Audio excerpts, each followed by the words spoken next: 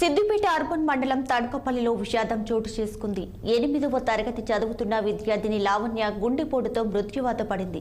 మంగళవారం జ్వరం రావడంతో టాబ్లెట్ వేసుకున్న లావణ్య మరుసటి రోజు బాత్రూం వెళ్లి అక్కడే కుప్పకూలిపోయింది.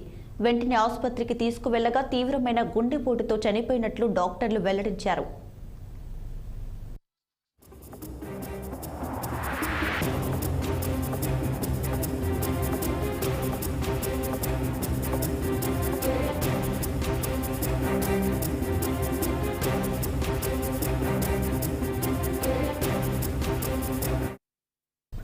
సిద్దిపేట అర్బన్ మండలం తడకపల్లిలో విషాదం చోటు చేసుకుంది.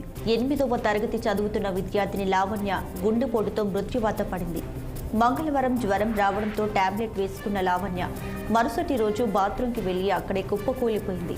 వెంటనే ఆసుపత్రికి తీసుకువెళ్లగా తీవ్రమైన గుండెపోటుతో చనిపోయినట్లు డాక్టర్లు వెల్లడించారు.